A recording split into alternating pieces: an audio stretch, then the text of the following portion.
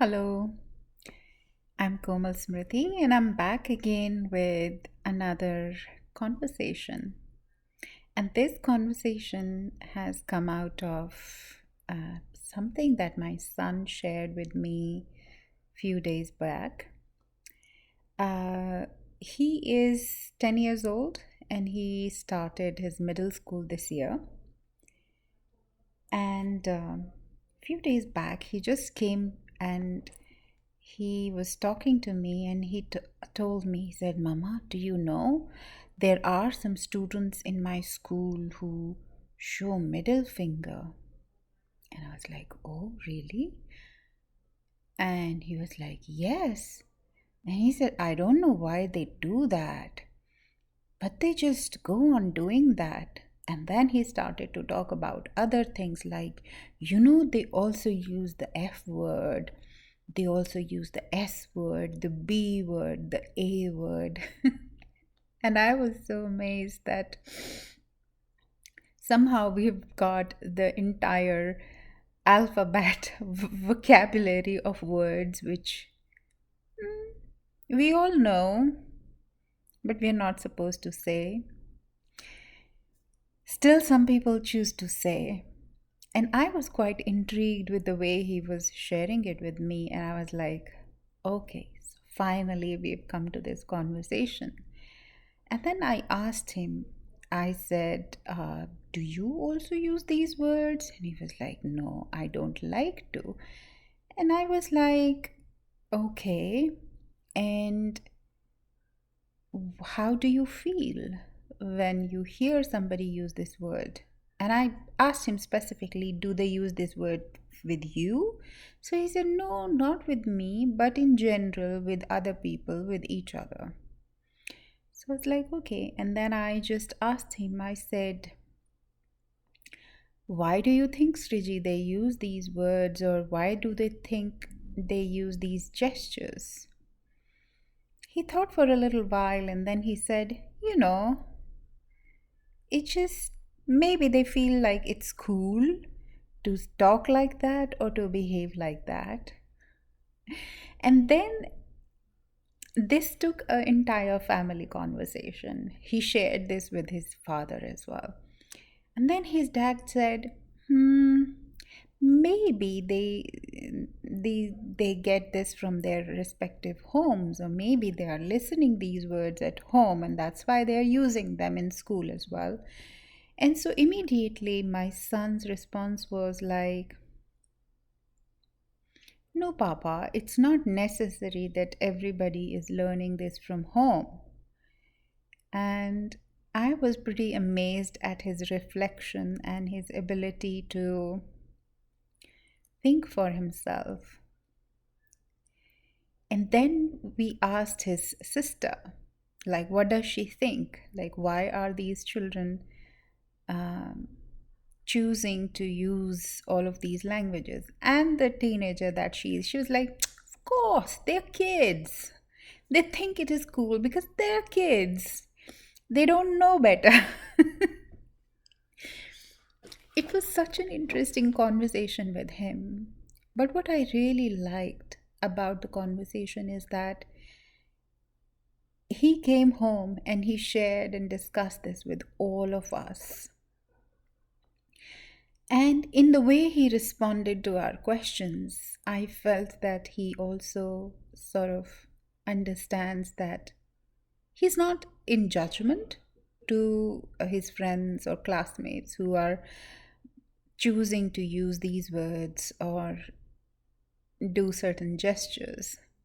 And then I asked him, I said, do you also feel it is cool to use these words?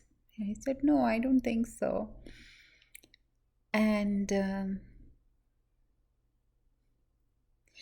and he also recognizes that sometimes some of the students would use a certain language or gestures because they want to fit into a certain peer group. And it's not necessarily that they're learning and listening to all of this language from their home.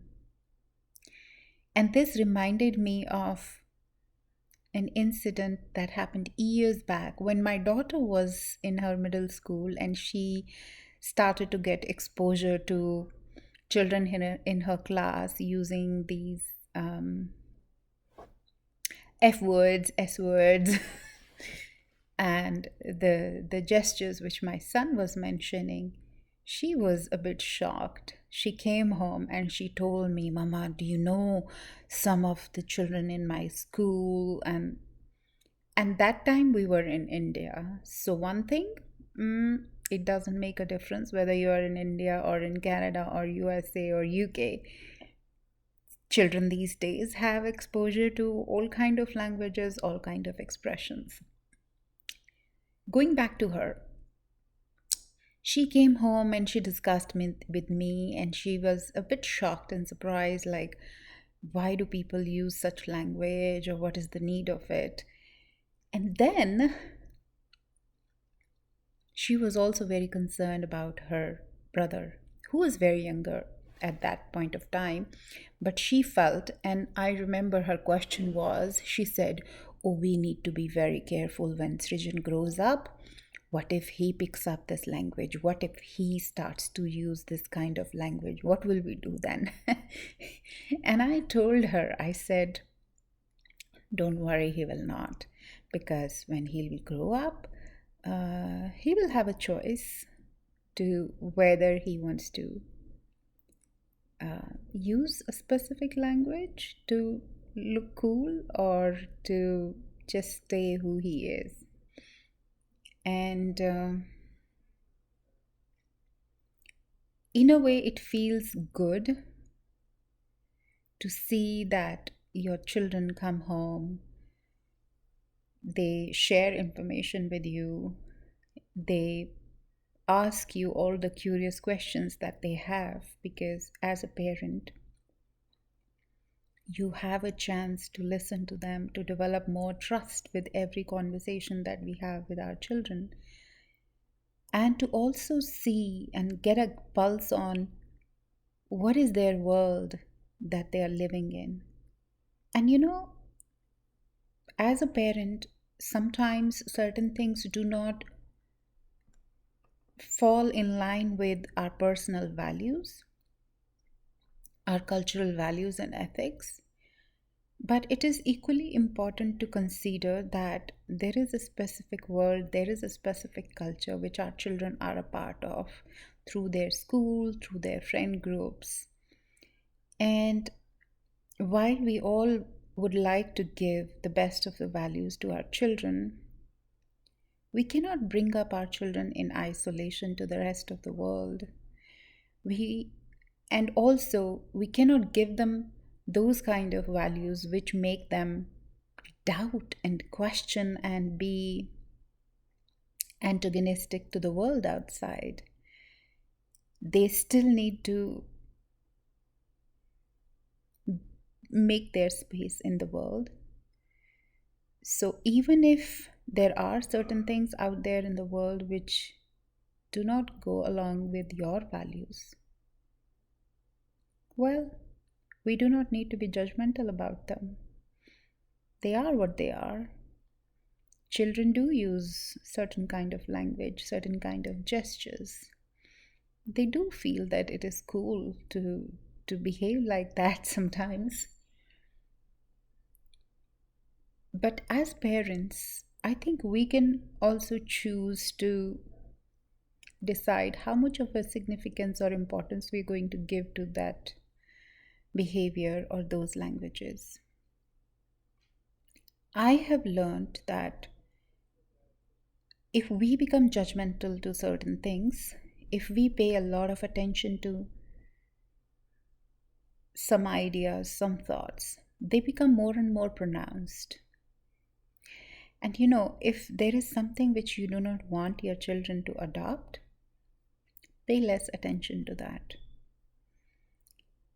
He observed something, he came, he shared, we listened to it normally and we let it pass. I know this conversation is never going to be repeated in our household because my son wanted to just understand What is his family's stance on conversations like this? How does his family view all of these ideas? And if we would have raised a huge hullabaloo about these things, uh, or given some really extreme remarks like, oh my god, this is bad, oh my god, this is not good, how could they talk like that, they do not have good values, and it would have made him spend more of his energy, time, and attention on these aspects of behaviors. So I think growing up or bringing up children in whichever age or stage they are, it's very important what, as a parent, you pay attention to. This is something like creating a culture. Whatever you are not going to pay quite a lot of attention to, your children are also not going to pay attention to. They will learn that this isn't something where too much of time or attention or energy need to be given into. Yes, listen to whatever they bring in, help them understand um, whatever their questions and queries are about all of these things, but choose how you're going to be responding to them. Whatever you as a parent will start to judge, your children will be more associated to those things, those aspects. They will be more pronounced in their experience. So, if I want my children to focus on the experiences which are really important, which are really uplifting, which are more meaningful in life, I will try and pay more attention to those things. And as far as the F words, S words, B words, A words, I think they are just a passing phase in the life of many people. And if we just let it be, I think children outgrow those phases. They also have an inherent sense of right or wrong in them, unless, of course, we make an issue out of it. So, first of all, be mindful and be careful about what is your language? What are you inherently teaching your children? And second, don't make an issue out of anything which you do not want your children to pay attention to.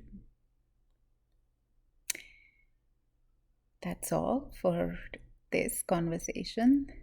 Thank you so much. Um, but before I go, I would say one thing that I have learned and understood bringing up a child in middle school and a teenager, that in different ages and stages, there are different normals for our children when they are growing up. So, what's normal for a 2-year-old is not normal for a 6-year-old, is not normal for an 18-year-old. So, it's very important to have a good grasp on what is normal for every specific age.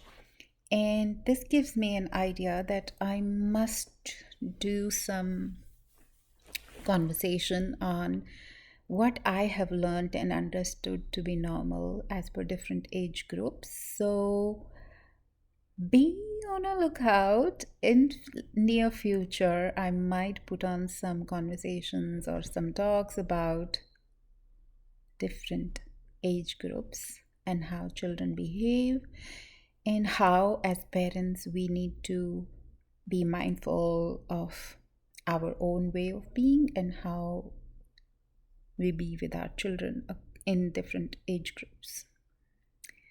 So, thank you so much for listening in to me today. If you like, please do tell me that you like the content which I put out there. Any questions, any thoughts that you'd like to share, please put them in the comment box. And if you like what I shared, please go ahead and share it with other people. Thank you. Take care.